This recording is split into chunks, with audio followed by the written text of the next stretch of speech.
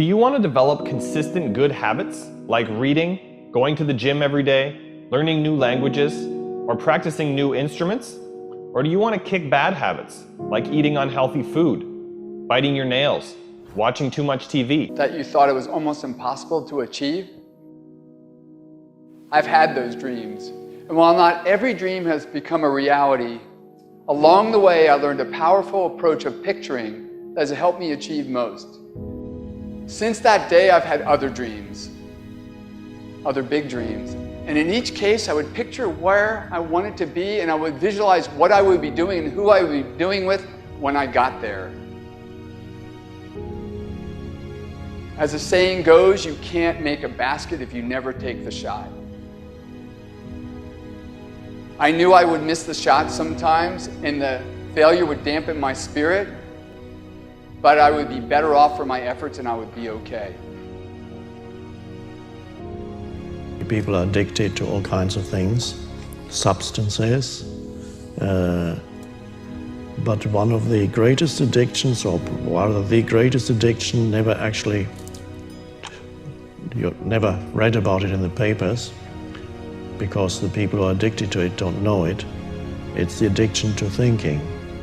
It's actually addictive. Can't stop thinking, it's like can't stop drinking, can't stop smoking, can't stop eating, can't stop thinking. You have the option of taking it hard or taking it easy, of making the worst of it or making the best of it, of giving it your undivided attention, of giving it very little of your attention. You have more control over your focus than most of you have been exercising. And when you begin caring about how you feel more than everything else put together, so that you exercise your ability to focus upon things that do feel good, you begin to discover that in every particle of the universe there is that which is wanted and lack of it. My visualization has helped me achieve most of my goals. And what I learned along the way is it didn't take twice as much effort. It only took an extra 10%. When we fail, life continues as it is. We can stay in our comfort zone. Success, on the other hand, challenges us. It pushes us and it exposes us to rejection.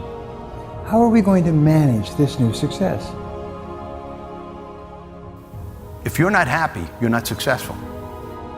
If you're not enjoying yourself during the process of whatever it is you're trying to achieve, there's a problem. To me, the biggest disease on this planet is unhappiness. And the reason why people are unhappy is because we have a tendency to keep focusing, as I said, on what we don't have and what's not working in our lives, instead of allowing ourselves to shift our focus and our way of thinking. People always want to be like, follow your dreams, follow your dreams, follow your dreams. My dream was always to be a rap artist, right? But I had to get a job. So I had to focus on my job. And then I made money to follow my dream. One of the main reasons that people don't get what they want is because they don't actually figure out what it is. And the probability that you're going to get what would be good for you, let's say, which would even be better than what you want, right? Because, you might be wrong about what you want easily. But maybe you could get what would really be good for you.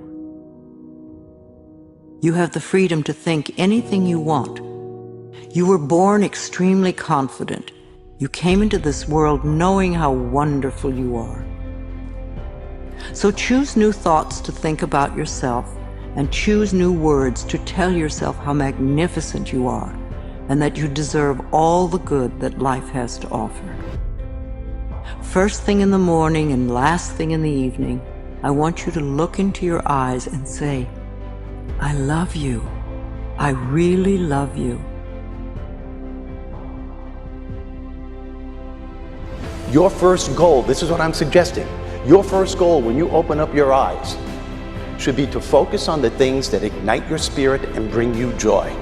I want you to focus on the things that you appreciate in your life, the things that you're grateful for. I don't care who it is or what it is.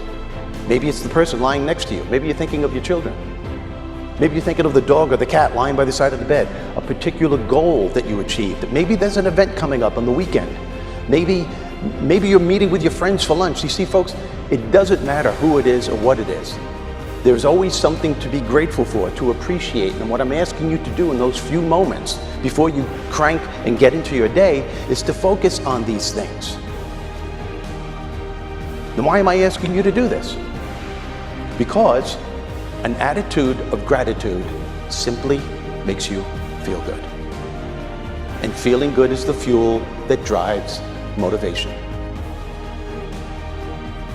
We've all made wrong choices and done things that we knew were not the best. It's one thing when other people do us wrong. We had a bad break. It wasn't our fault. We can have faith that God will restore. He'll pay us back.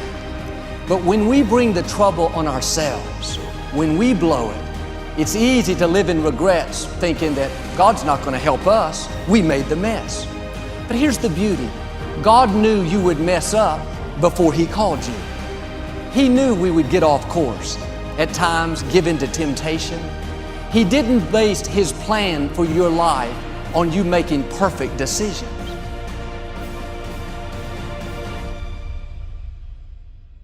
Through success, I represent the possibility of what you can achieve and what you can do with your life and your career.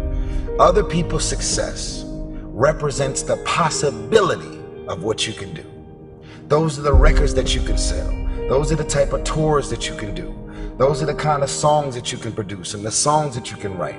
Those are the millions of dollars that you can get, or billions. Those are the type of architectural drawings and buildings that you can build.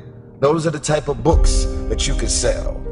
Everybody else's success represents the possibility